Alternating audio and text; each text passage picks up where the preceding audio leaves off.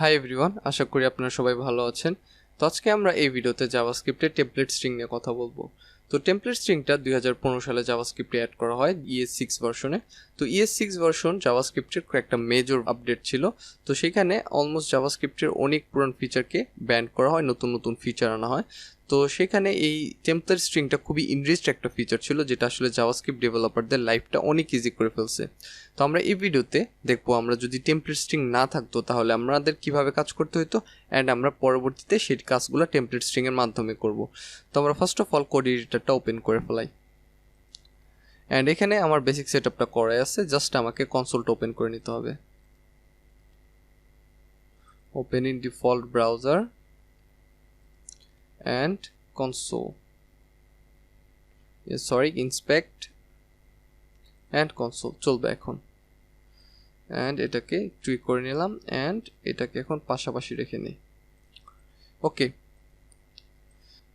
তো এই ভিডিওতে আমরা টেমপ্লেট স্ট্রিং নিয়ে কাজ করতেছি। তো আমরা এখানে একটা নোট করতে পারি, টেমপ্লেট স্ট্রিং। ওকে, তো আমরা একটা এক্সাম্পল দেখতে পারি সর্বপ্রথম। তো আমরা ধরি আমাদের একটা প্রোগ্রাম আছে, যে প্রোগ্রামে আমরা একটা লোকের পার্সোনাল ডিটেলস সেভ করছি, তার ফার্স্ট নেম, তার লাস্ট নেম, তার এজ। এখন আমরা সেই ডিটেলসগুলো ইউজ করে আমরা তাকে একটা মিনিংফুল মেসেজ দেখাবো। তো এই ক্ষেত্রে আমরা সেটা কনসোলেই দেখাইতে পারি। তো ফার্স্ট অফ অল একটা পার্সন ক্রিয়েট করি, পার্সন। এখন এই পার্সনের ভিতরে আমরা একটা অবজেক্ট রাখবো, যে অবজেক্টটার ফার্স্ট নেম, লাস্ট নেম এবং এজ প্রপার্টি থাকবে। ফার্স্ট নেম, তার ফার্স্ট নেম হইতে পারে জন, অ্যান্ড তার লাস্ট নেম হইতে পারে ডো, অ্যান্ড তার এজ হইতে পারে ধরেন 50। তো আমরা পার্সনটা তো ক্রিয়েট করলাম। এখন এই ইনফরমেশন ইউজ করে তাকে একটা মিনিংফুল মেসেজ দেখাবো। তো তার জন্য আগে আমরা একটা কনসোল লগ লিখি, কনসোল লগ। এখন এখানে আমরা একটা যদি মিনিংফুল সেন্টেন্স ক্রিয়েট করতে চাই, তো আমাদের সর্বপ্রথম তার নামটা নিতে হবে। তো আমরা পার্সন ডট ফার্স্ট নেম নিতে পারি। First of all person dot first name. এখন এই ফার্স্ট নেমটা একটা স্ট্রিং, তাহলে আমরা এই স্ট্রিংটার সাথে চাইলে আমরা কনক্যাটিনেশন করতে পারি।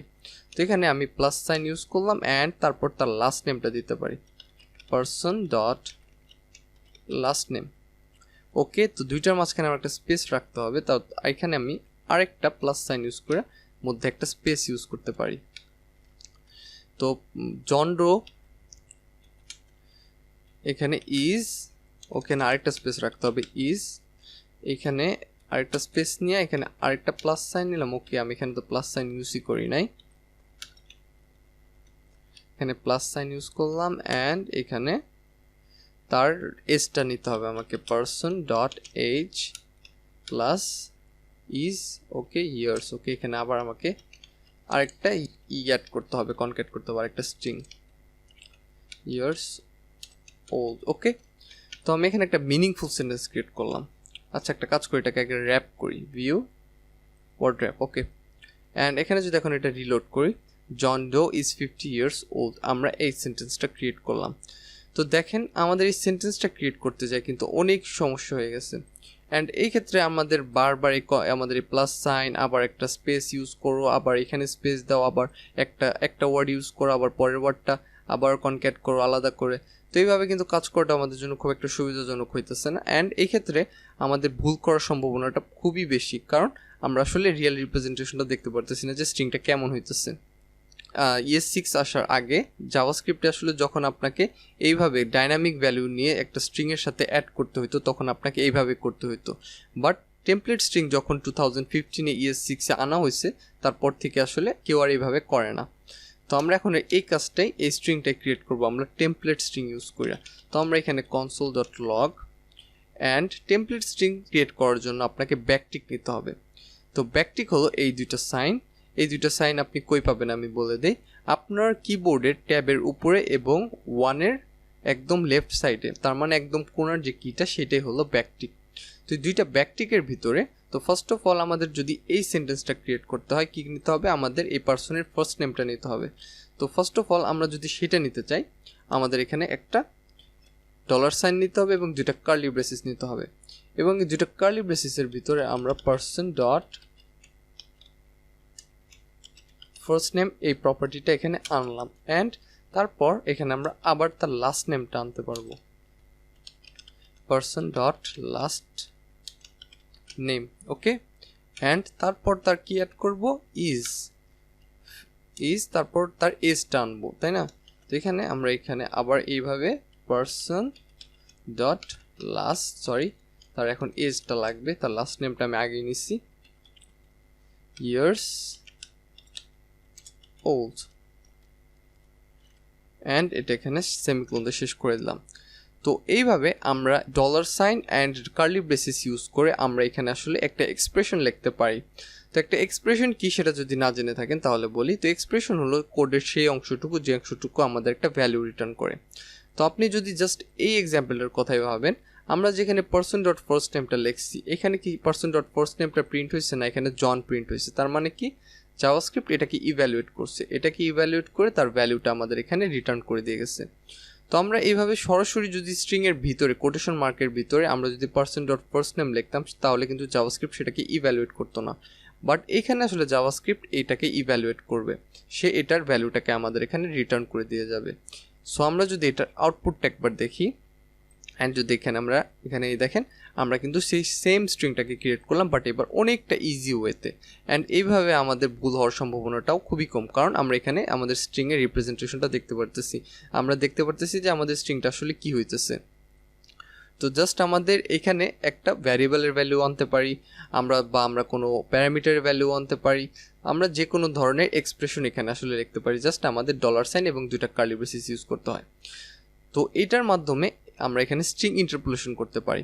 তো এই যে এখানে যে আমরা একটা এক্সপ্রেশন লিখলাম স্ট্রিংয়ের ভিতরে, সেই এক্সপ্রেশনটা জাভাস্ক্রিপ্ট ইভ্যালুয়েট করলো, এটাকেই স্ট্রিং ইন্টারপোলেশন বলা হয়। আচ্ছা, তো টেমপ্লেট স্ট্রিংয়ের এটা ছাড়াও আরও কিছু বিউটিফুল ফিচার, তো সেগুলো সম্পর্কে আমরা এখন একটু দেখতে পারি। তো আমরা জানি জাভাস্ক্রিপ্টে বাই ডিফল্টভাবে আমরা কি করতে পারি না, আমরা মাল্টিলাইন স্ট্রিং লিখতে পারি না, বাট সেটা আসলে আমরা এই টেমপ্লেট স্ট্রিংয়ের মাধ্যমে করতে পারি। তো আমরা যদি এখানে একটা কনসোল ডট লগ এখানে যদি একটা টেমপ্লেট স্ট্রিং নেই, অ্যান্ড ধরেন আমরা একটা কবিতা লিখতেছি, ফার্স্ট লাইন, অ্যান্ড একটা আমরা পরের লাইনটা আমরা সেকেন্ড লাইন এখানে লিখলাম, সেকেন্ড লাইন, অ্যান্ড আমরা নিচে আবার থার্ড লাইনটা লিখলাম, থার্ড লাইন, অ্যান্ড সেভ করি। অ্যান্ড যদি এখানে রিলোড করি, দেখেন আমরা কিন্তু একটা মাল্টি লাইন স্ট্রিং ক্রিয়েট করলাম, যেটা আমরা কোটেশন মার্ক ইউজ করে করতে পারতাম না। ওকে, তো এটার আরেকটা বিউটিফুল ফিচার। অ্যান্ড এখানে আরেকটা আমাদের প্রবলেম সলভ হইতেছে কি, সেটা যদি একটু ভাইবা দেখেন, আমরা বাই ডিফল্টভাবে জাভাস্ক্রিপ্টে যখন স্ট্রিংকে র্যাপ করি সিঙ্গেল কোটেশন দিয়ে, তখন আমরা কিন্তু তার ভিতরে সিঙ্গেল কোটেশন ইউজ করতে পারি না, তাহলে সেই স্ট্রিংটা চপ হয়ে যায়, জাভাস্ক্রিপ্ট কনফ্লিক্ট করে। অ্যান্ড এই ক্ষেত্রে আমরা এই টেমপ্লেট স্ট্রিংয়ের ভিতরে যে কোনো কোটেশন লিখতে পারবো, সিঙ্গেল কোটেশন, ডাবল কোটেশন, সেটা কোনোভাবে কনফ্লিক্ট করবে না, কারণ আমরা বাইরে র্যাপ করেছি ব্যাকটিক সাইন দিয়ে।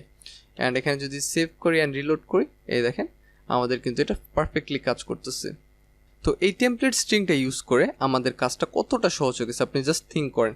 তো এর আগে যখন ES6 ছিল না তখন তখন জাভাস্ক্রিপ্টে আপনাকে এইভাবেই করতে হতো, আপনি প্রতিবার আপনাকে যখন একটা ডাইনামিক ভ্যালু ইউজ করতে হতো তখন আপনাকে এরকম করে লিখে তারপর সেটার সাথে স্ট্রিংটাকে কনক্যাট করতে হতো, বারবার ওয়ার্ড বাই ওয়ার্ড কনক্যাট করে লিখতে হতো। অ্যান্ড এখন জিনিসটা আসলে কত ইজি হয়ে গেছে, তাই না? এখন যেহেতু আমরা এখানে একটা এক্সপ্রেশন লিখতে পারি, তো আমরা একটা এক্সপ্রেশন বলতে আমরা যে কোনো ধরনের এক্সপ্রেশন লিখতে পারি।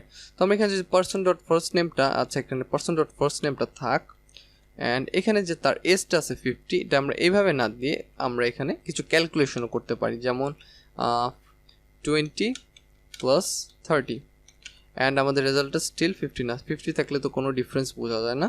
একটা কাজ করি, আমরা এখানে 30 + 30 করি যাতে 60 হয়, অ্যান্ড সেভ করি, অ্যান্ড 60 + 30 দিই, তো তার এজ হলো এখানে 90। এই দেখেন খেয়াল করেন আমাদের কিন্তু এই এক্সপ্রেশনটাও একদম পারফেক্টলি কাজ করতেছে।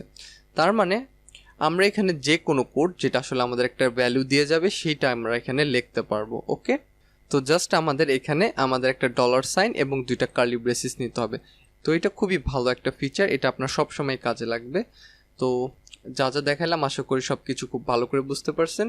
অ্যান্ড যদি আপনার কোনো বুঝতে সমস্যা থাকে তাহলে আপনি আমাদের লার্নার গ্রুপে যেতে পারেন, সেখানে যে আপনি আপনার প্রবলেমগুলো পোস্ট করতে পারেন। ওকে, তো আশা করি যা দেখালাম সব কিছু খুব ভালো করে বুঝতে পারছেন। তো এই ভিডিওতে এই পর্যন্তই থাকতেছে, দেখা হবে নেক্সট ভিডিওতে নতুন কোনো একটা টপিক নিয়ে।